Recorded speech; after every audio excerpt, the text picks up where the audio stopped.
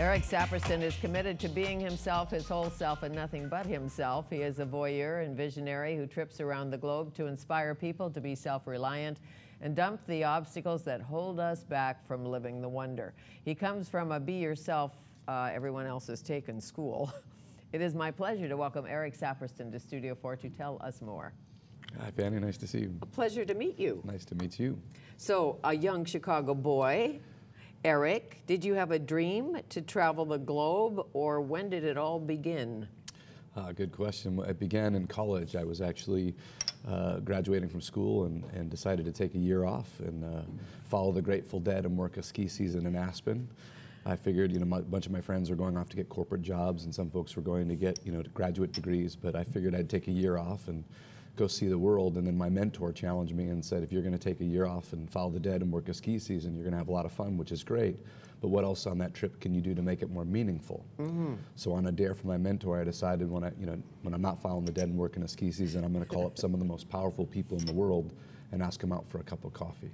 Okay, but your mentor wasn't Jerry Garcia by any chance, was it? He was not. Well, one of my mentors. I hadn't met Jerry Garcia yet, but the mentor that I was talking about was one of my professors, Dr. Tony Smith. Oh. Yeah, in college, who really changed the trajectory of my life with a very profound question. And when you suggest you called up some important people, how important? Well, at the time, I was looking at anybody that got up in the morning excited and went to bed fulfilled. I wanted to talk to people who, were living an extraordinary life. I grew up in my family and kind of wanted to live an extraordinary life. I wasn't sure how to do it myself, and so I figured, I read this quote actually in college that said, "To know the road ahead, ask those coming back." So I decided that I could call up these amazing people who had been successful over many decades, find out the values they live by, the struggles they've endured, and what advice and counsel they would give to me and my generation to better prepare ourselves for the road ahead. And the people that I met were like Jimmy Carter and Jerry Garcia. Was he president then? He was not president, Okay. but I got to meet him in the mock Oval Office, which was cool. He had a pretend mock Oval Office in the Carter Center, which was great. Billy Crystal, Ken Kesey wrote One Flew Over a Cuckoo's Nest, the director of the FBI, Bill Sessions, Governor Ann Richards. Texas? She's amazing, yeah. Bigger than life? She is bigger than life. What a powerful lady. I got to meet Henry Winkler, the actor. The Fonz? Let's see, who else did I meet? I met the chairman of the Ritz-Carlton and the founder of the Home Depot and the president of Coke and just a gazillion people. It was a lot of fun. So, did you have a pitch? I mean, you can pick up the phone to Jimmy Carter and not necessarily get through. It took me 3 months of cold calling his office almost every day to get access to President Carter, and I got squeezed in between a CNN interview and him flying off to Ghana. Perfect. Yeah. Well, he was one of the smartest presidents by far, even though they labeled him a peanut farmer. He showed them that, yes, he was, but he had other qualities. When he was introduced to speak at Emory University, the president of Emory stood up there and said, "Ladies and gentlemen, I'd like to introduce to you the former president of the United States, Mr. Jimmy Carter, the only man who's ever used the presidency as a stepping stone to greater things." So, how did these people, and I know they all had different journeys, but how did they travel in the direction of their dreams? Why did they? What made them feel free enough to do that? Do you know? I think that idea about self-reliance and not really caring what other people think about you is really important. I think these folks heard a call to adventure and that they trusted that call and that they believed that their life was of service. I think that was another big important thing. I think when you see your life being of service to something greater than yourself, it calls you to be bigger than you think you can be. Very much so. How to lead a successful life, we all ask that. And one of the ways to do that, obviously, is to figure out what you really want, who you really are. When did you know that who you really were was a guy who would follow the Grateful Dead and a guy who now lives in a treehouse in Maui, travels the world, takes the stage with the Jay Lenos and others, even Walter Cronkite? I think for me, there's a great line that John Steinbeck, who wrote a book called Travels with Charlie, said, and that is that sometimes you take a trip and sometimes the trip takes you. For me, I don't know that I knew this is exactly where I was going to end up. I think it was more of that my particular calling in life is that I love people and that I'm curious. I'm sure it's very similar to yours, that you love people, you're curious, you like to do interviews, you like to talk to people. And so I've always found people fascinating, and I trusted those instincts. And those instincts led me to become a student body president, a fraternity president. It led me to become fascinated with communication. I studied speech communication and wanted to go interview people, and then one thing led to another, and before I knew it, now I'm here. And did your parents encourage you to do this, or did they say, son, give your head a shake, get a proper job? Everyone told me to get a proper job, for sure.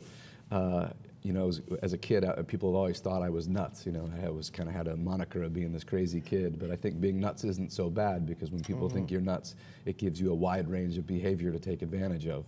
And for me, I've done that. And my parents certainly, they were a little concerned that I was going to go travel and follow the dead and work a ski season and hang out. But there was a level of trust that my parents had that it was my life. And my dad had a stroke when he was 28 years old that left him paralyzed on the entire left side of his body. And so growing up in my house, having a father that was crippled certainly taught me that there are no guarantees in life. So that was a big part of my upbringing, is that I wasn't going to live for someday. For me, it's about today and living in the present and being completely committed to what your instincts tell you to do. And tell me about the times in your journey when you had one of those aha moments, when you thought, Eric, my boy, you're on the right path. Great question. When I was on the road, I think when you follow a path that nobody has gone down before, when it's your own unique path, it's difficult to be measured successful, because there's nothing to measure, because you haven't done anything yet. You're just on this adventure.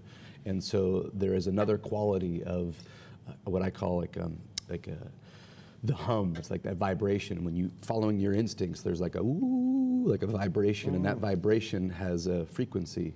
And so when people started to come up and offer me resources that I could never dream possible, I was out selling grilled cheese sandwiches at rest stops to raise money on my Coleman stove, and that's how I funded my trip, was by selling sexy kind grilled cheese sandwiches made with love for $1 off my Coleman stove, and people actually bought my sandwiches.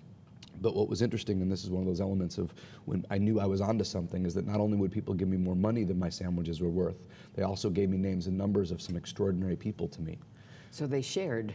People over a grilled cheese. Over a grilled cheese sandwich. People gave me numbers to, like, you know, Senator Max Cleland, or the world-renowned glassblower Dale Chihuly, or Chihuly. Yeah, wonderful, amazing. Monty Roberts, the horse whisperer. He was here. He's a great guy too. Chihuly's been here. Oh, I feel like I'm in a good place. You're home. Yeah, I feel home. Well, as you know, he works in Tacoma. His big studio is or in Seattle, right in there, the Chihuly Glass Studio. So the journey.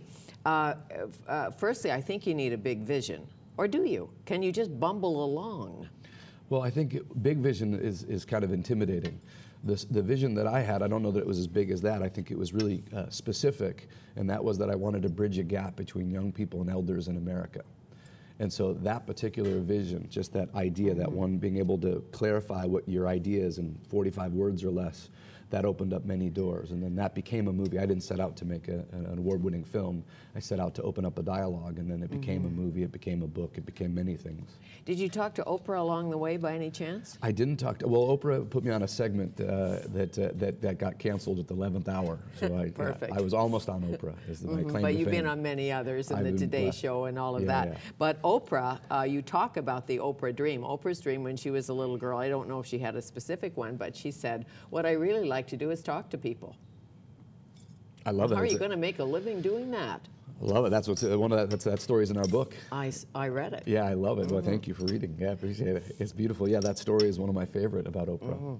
Now, this book is not in proper paragraphs, in case people don't know. They are your thoughts, your writings, other people's thoughts, written in your hand. Written in my handwriting, yeah. Every great discovery I ever made, I gambled that the truth was there.